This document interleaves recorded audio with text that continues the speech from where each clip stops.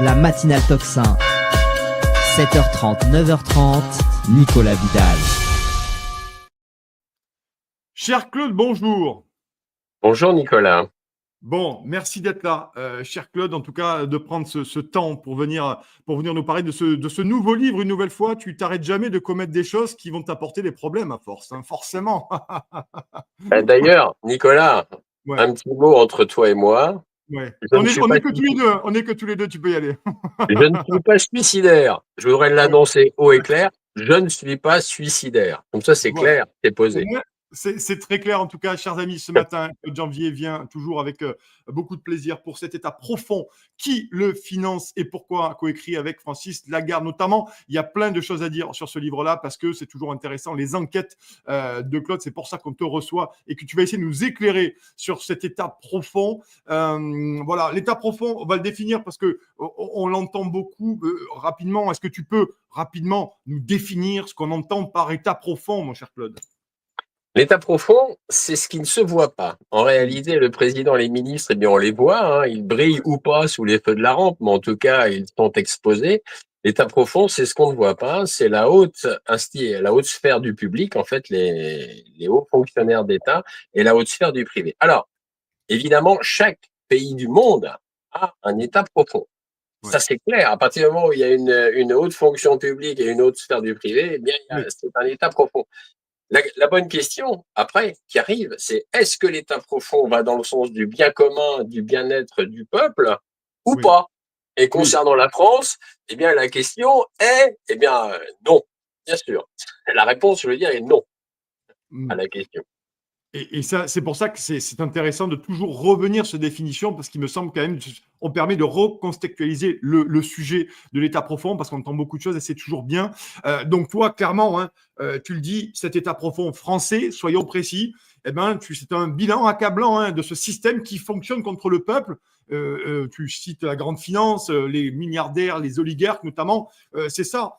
Et puis, on a l'impression aussi, selon ce que tu dis, qu'il est en train de se verrouiller en quelque sorte. Peut-être que la situation du pays explique aussi cet effondrement, cet état profond qui ne veut pas lâcher d'ailleurs le manche, comme le disait notre cher président il y a quelques jours. Je veux lâcher le manche de la politique nationale. Ça serait bien vraiment que tu le fasses. Est-ce que c'est le cas, Claude, par rapport à ça?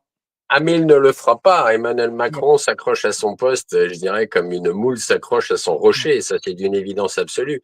Après, il faut comprendre qui a favorisé et a poussé Emmanuel Macron au pouvoir, quels sont les enjeux et pourquoi ça a été fait. C'est ça la bonne question. Emmanuel Macron, en fait, a été mis là, il a été choisi non pas par hasard, il n'y a pas eu d'erreur de casting de la part de la haute finance internationale, c'est la haute finance internationale qui l'a propulsé au pouvoir et notamment, donc, il y a eu deux monstres financiers qui l'ont propulsé au pouvoir. C'est la branche des Rothschild Co.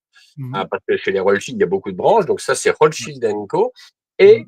la famille Henry Kravis, les multimilliardaires américains.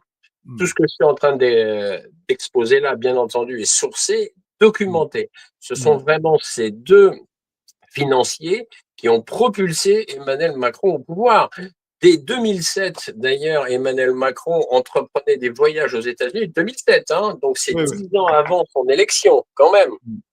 Ouais. Il est parti aux États-Unis faire la tournée, si je peux me permettre l'expression, des popotes, c'est-à-dire commencer à frapper aux portes des financiers pour dire, voilà, euh, je, je serai bien candidat. Et en fait, c'est grâce à ces deux financiers qu'il a été propulsé d'abord ministre sous François Hollande, puisqu'il est arrivé donc à Bercy en tant que ministre de l'économie et des finances, et qu'ensuite il a été propulsé au sommet de l'État et que depuis 2017, il y est toujours. Alors, une petite précision, Nicolas, quand même, Ouais. Mhm. c'est que on va me dire, mais alors comment ça marche? Ben, les Oui. financiers donc l'ont choisi et les réseaux, l'ensemble des réseaux franco-français et américains ont fait le reste.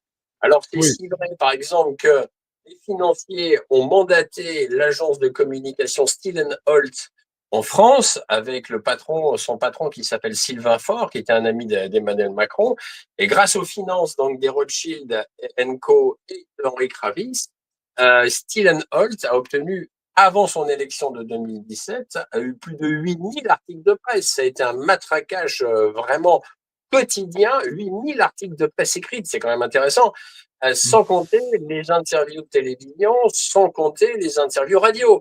Donc, Emmanuel Macron est passé du stade totalement inconnu du peuple français, puisque c'est pas parce qu'on est ministre de l'économie et des finances que tout d'un coup on est vraiment très connu.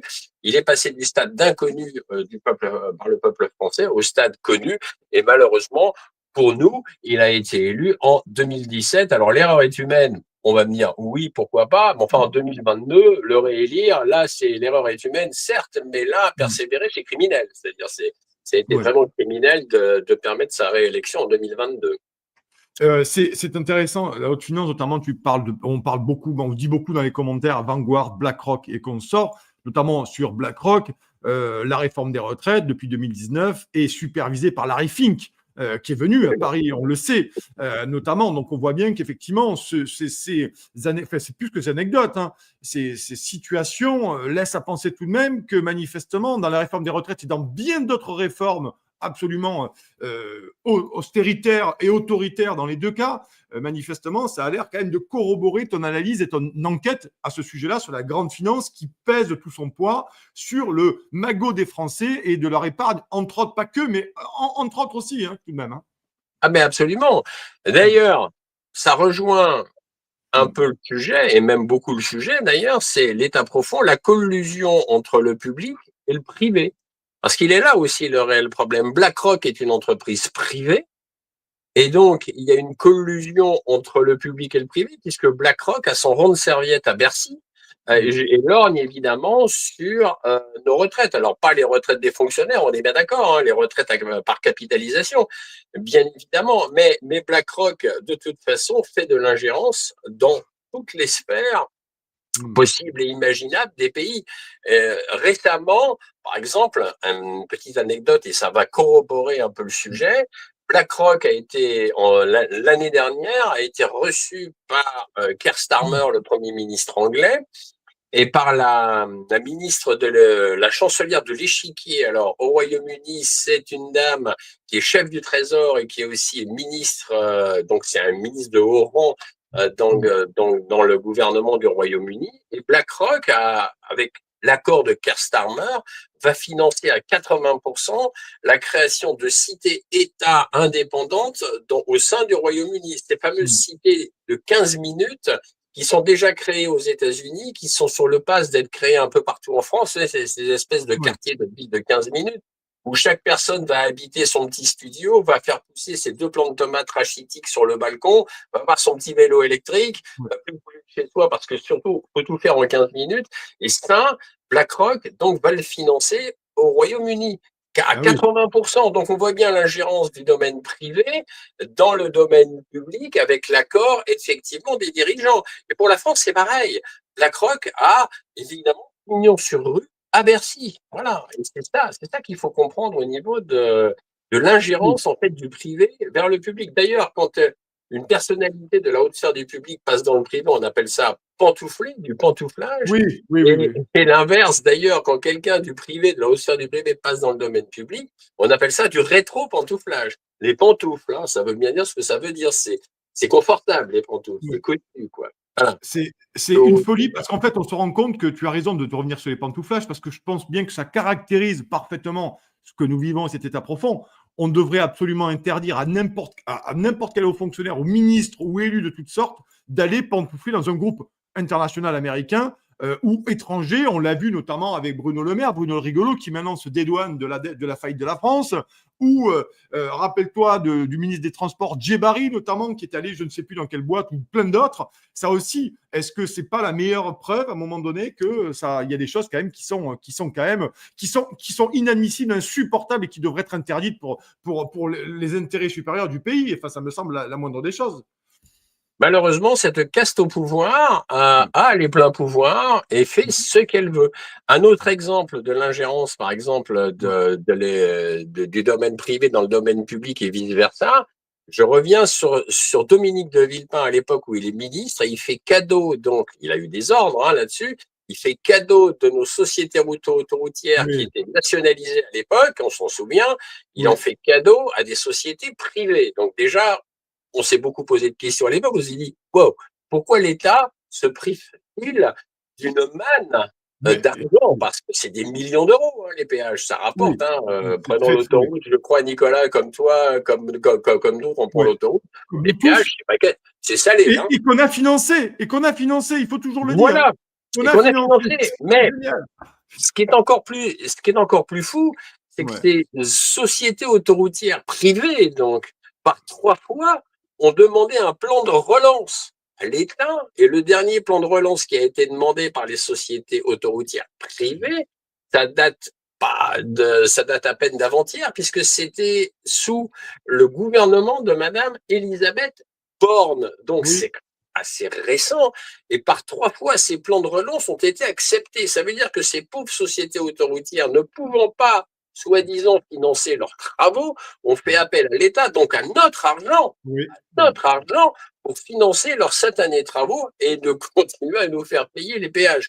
Donc ça, voilà, ça c'est de l'ingérence, ça c'est de la magouille, ça c'est de l'état profond. C'est inadmissible et inacceptable. Et malheureusement, c'est bien réel. Mais c'est d'autant plus fou que moi qui ai été avec mon épouse auto-entrepreneur toute notre vie, je ne me serais pas vu venir frapper à la porte du préfet de ma région en train de dire, vous savez, cher monsieur, j'ai un peu du mal à m'en sortir, il faudrait peut-être me faire un plan de relance. Il m'aurait fait jeter dehors de la préfecture, il aurait envoyé un des sbires de la sécurité disant, allez, celui-là, vous me le foutez dehors. Mais c'est aussi incongru. Et malheureusement, ça passe. C'est-à-dire que plus c'est gros, plus ça passe. C'est-à-dire quand ça se passe au niveau du sommet de l'État, oui, ça passe crème. C'est quand même incroyable. C'est fou. À l'heure où le gouvernement, soi-disant, cherche de l'argent de partout, il faut chercher de l'argent de partout, etc. Oui. D'ailleurs, il faut savoir qu'il a été voté il y a quelques heures 28 milliards d'euros de dotation de l'Union européenne. Là aussi, si on commençait par là, ça serait pas mal, parce que les 28,8 milliards d'euros de dotation de l'Union européenne, pour voir dans l'état dans lequel ils nous mettent de servitude, de désastre et de chaos économique, moi, je pense qu'on pourrait commencer à regarder de ce côté-là. Par définition, et déjà, ça commencerait à faire mieux. Il y a tellement de recettes à faire et tellement d'argent à arrêter, à distribuer par les fenêtres. Mais tu es invité ce matin pour l'état profond, beaucoup de choses. Également, il y a ce diagnostic. Je rappelle, chers amis, vous pouvez vous le procurer, ce livre-là, L'état profond français, qui le finance et pourquoi. Claude Janvrier, écrit avec François Lagarde. N'hésitez pas. On peut le trouver où, mon cher Claude, avant de continuer notre interview? Book Édition, chez Book Édition. Voilà. Alors évidemment, je ne vais pas mettre en avant Amazon, mais il est sur Amazon, mais je préférerais qu'effectivement il soit commandé, c'est Book Édition, et chez votre libraire. Si vous avez un petit libraire sympathique près de chez vous, faites-le travailler. Je dis bien un petit libraire sympathique, pas quelqu'un qui... Bon bref, vous avez compris. Quoi. Vous le trouverez, grosso modo, vous ne trouverez pas la boutique de l'Élysée face à la boutique de l'Élysée entre les pins et les mugs et les t-shirts et les stylos de l'Élysée. Non, non, c'est dommage d'ailleurs. Non. Faut pas hésiter à leur proposer, en tout cas, à la boutique de l'Élysée. Si quelqu'un nous quitte à l'Élysée, faut pas hésiter à demander le livre sur l'état profond. Ça permettra un peu de piment dans la boutique de l'Élysée. Voilà. Ça pourrait être drôle. Ça pourrait être drôle. Mais là, je vais me faire repérer encore plus. Déjà que je le suis, alors là, on va rajouter une couche. Et puis en plus, tu pars sur Toxin, donc vraiment, tu fais tout pour te faire remarquer, mon cher Claude. Ça sonne le Toxin, un vrai bout en train de la résistance. Allez, on continue là-dessus. Il nous reste encore 5-6 minutes avec toi, Claude Janvier. Merci beaucoup d'être là. Il y a aussi, moi, je suis quand même assez surpris puisque c'est une question. Là-dessus aussi, c'est le rôle, on le sait, mais le rôle des réseaux transatlantiques. Tu parlais des voyages d'Emmanuel Macron, notamment. Là aussi, on voit que cet réseau transatlantique, on met la main très jeune, très tôt sur des jeunes figures politiques. Ils estiment pouvoir arriver au pouvoir assez rapidement, de manière à les mouler, les former, c'est ça, Oui. C'est la French American Foundation et nous avons consacré avec mon ami François tout un chapitre là-dessus. La French American Foundation, en fait, est née sous Giscard d'Estaing, parce qu'on l'oublie un petit peu. On se rappelle de ce fameux président qui jouait de l'accordéon, ce fameux instrument populaire. Mais ça, c'était pour donner le change, parce qu'en réalité, ça a été le plus américain, et je pèse mes mots, le plus américain des présidents de la Ve République. C'est-à-dire que seul le général de Gaulle était un président non atlantiste, c'est-à-dire, c'est pour ça d'ailleurs qu'il y a eu ce coup d'État en 68, c'était pas une révolution comme ça qui est née de nulle part, c'était vraiment un coup d'État. Ils ont poussé, je parle des Américains et de la CIA, ils ont poussé effectivement le général de Gaulle hors de France. Pompidou, là-dessus, a été élu. Il nous a, un ancien de chez Rothschild d'ailleurs, entre parenthèses, il y a un parallèle quand même. Pompidou-Rothschild, Emmanuel Macron-Rothschild, c'est intéressant quand même. Donc la loi 73 dite de Rothschild sous Pompidou, je vais faire court. Avant cette loi inique, l'État français pouvait emprunter à la Banque de France quasiment à taux zéro. Et après la publication de cette loi, l'État français a continué à emprunter à la Banque de France avec des taux d'intérêt de plus en plus forts. Et ensuite, nous avons eu Giscard qui a enfoncé le clou et qui a abondamment donc poussé dans le sens de l'Europe déjà, parce que c'est le papa de l'Europe quand même, Giscard, et qui a établi cette fameuse French American Foundation, donc des liens très étroits entre les États-Unis et la France, mais pour modeler, marteler, façonner donc tous nos politiciens. Et les politiciens sont tous passés par la machine à broyer les cerveaux qui s'appelle la French American Foundation. Ça a continué avec Klaus Schwab en 2004, quand Klaus Schwab a mis au point son Young Global Leader. En fait, en réalité, c'est la continuité. Les Young Global Leaders sont la continuité de la French American Foundation. Donc, on voit bien cette mainmise américaine, donc de l'État profond américain, de l'oligarchie financière mondiale apatride états-unienne, anglo-saxonne, cette mainmise effectivement sur la France et sur l'Europe. Parce qu'en fait, le but du jeu dans tout cela, c'était d'inféoder l'Europe, et c'est fait à la puissance anglo-saxonne. Et c'est pour ça qu'il fallait dézinguer la France. C'est pour ça qu'Emmanuel Macron a été propulsé au pouvoir pour finir d'enfoncer les quelques clous qui restaient du cercueil nommé France. Et c'est ce qu'il a fait, et c'est ce qu'il est en train de faire. Il a démantelé toutes nos industries. Je vais pas revenir sur Alstom, Alcatel, Rhodia, etc., etc. Au niveau culturel, on s'enfonce de plus en plus dans la fange. Témoin Kermit la grenouille il y a pas longtemps, Place Vendôme. Enfin bon, bref, une horreur absolue. Voilà. Après le club, il y a eu ça, c'est vrai, ça me rappelle. Voilà, c'est cette espèce de, on est envahi par cette espèce de sous-culture made in USA, par ce pillage économique et industriel et par un effondrement social. C'est aujourd'hui la France ne va pas bien, et elle ne va pas bien pourquoi? Parce que nous avons, depuis Nicolas Sarkozy, nous avons une descente aux enfers de plus en plus importante. Et malheureusement, si on n'y met pas un frein, je dis on, c'est-à-dire si la majorité du peuple français n'y met pas un frein, eh bien, malheureusement, on va finir par un effondrement total et par un spectre de la Troisième Guerre mondiale qui pourrait très bien nous tomber dessus, parce que nous avons Emmanuel Macron, Keir Starmer, Friedrich Merz et Ursula von der Leyen qui poussent dans ce sens-là. Donc, on voit bien que malheureusement, aujourd'hui, la situation en France n'est pas brillante du tout. Et la seule solution, évidemment, ça serait de sortir du joug de Bruxelles en tant que capitale politique. On n'a pas le choix. Si on sort de Bruxelles en tant que capitale politique, on va peut-être arriver à reprendre notre souveraineté.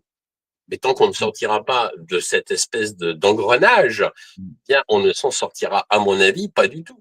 On ne peut pas réformer le Parlement européen à l'intérieur. Il est tenu par une caste de technocrates obéissant effectivement complètement à l'oligarchie financière mondiale anglo-saxonne. Donc on voit pas. C'est pas parce qu'on va être élu député européen demain qu'on va tout réformer de l'intérieur. C'est pas vrai, puisque la quasi-totalité des députés européens maintiennent Ursula von der Leyen au pouvoir. Donc, à un moment donné, il faut faire autrement. Il faudrait que la France sorte de l'UE. Mais pour ça, il ne faudrait plus d'Emmanuel Macron au pouvoir. Il faudrait remodeler et plus une opposition politique comme elle est aujourd'hui. Une dernière question, parce que je ne veux pas qu'on prenne trop de retard. J'ai Dostena Angelova qui est déjà en studio et on va parler de la Bulgarie avec elle, toujours passionnante, et toi aussi. Claude, dernière question. Tu dis qu'il y a quelque chose d'intéressant, c'est que finalement, la meilleure arme de cet état profond, c'est quoi? C'est l'apathie populaire? C'est une partie des Français qui laissent faire, qui laissent courir? Alors, en 2 minutes, mon cher Claude, j'ai pris je crois que tu viens bien de résumer.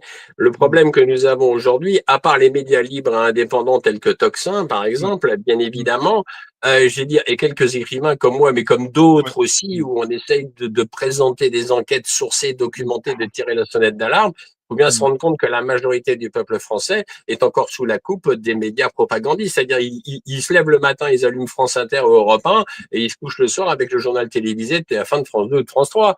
Et malheureusement, il y a encore des milliers et presque des millions de Français qui ne savent même pas, pour certains d'entre eux, j'en ai discuté avec des gens dans la rue, et je fais mes petites enquêtes de temps en temps, il y a des gens qui ne savent pas que des médias libres et indépendants existent. Les gens ne le savent pas. Ils sont ignorants. Donc, effectivement, ils reçoivent quotidiennement un martelage propagandiste. Le bulldozer de la propagande médiatique est là tous les jours pour leur asséner une propagande bien huilée, bien. Et les gens, au bout d'un moment, ils ont du mal, effectivement, à définir quelles sont les véritables informations. Il est là le problème. Alors après, il y a une question de vouloir le faire aussi, hein. Je ne dédouane pas la majorité des gens, je ne suis pas en train de les dédouaner non plus, hein, mais le constat, il est malheureusement là, quoi. C'est-à-dire que les médias propagandistes, c'est un organe de guerre, et de guerre, pas de guerre évidemment avec des fusils, de guerre simplement parce que de guerre au niveau de l'idéologie, c'est-à-dire qu'on formate, les gens sont formatés, ils sont formatés, et il est là le problème, quoi. Eh bien voilà, en tout cas, ce matin, vous n'êtes pas formaté, vous êtes plus de 9000 actuellement sur la matinale Tocsin. Merci beaucoup une nouvelle fois. Et je remercie, j'ai oublié de le faire, Maximilien qui est avec moi à l'équipe Tocsin. Maximilien de l'équipe qui est là, qui s'occupe du bon déroulement de l'entrée des invités et tout. Donc merci à toi, Maximilien, de faire ce travail. Bien sûr, bonjour à toute l'équipe, Clémence, bien entendu, et toute l'équipe Tocsin. Merci Claude d'être venu ce matin. On aurait pu continuer à en parler, mais j'ai besoin de donner la parole à tout le monde. Voilà, ici, on n'est pas dans le grand débat de Choupinet premier. On donne la parole à tout le monde. J'essaye de garder le temps de parole égal à tout le monde. En tout cas, merci, mon cher Claude. Chers amis, ce week-end-là, l'État profond français qu'il finançait, pourquoi coécrit avec François Lagarde et Claude Janvier, pardon, vous pouvez le commander sur Book Édition ou sur votre libraire. Et si vraiment vous voulez faire très vite, eh bien, vous avez Amazon. Je sais que ce n'est pas la solution, la panacée, mais c'est comme ça. Mon cher Claude, je te souhaite une excellente journée, un excellent week-end et courage à toi en tout cas. Voilà. Merci beaucoup, Nicolas. Merci à toute l'équipe de Tocsin.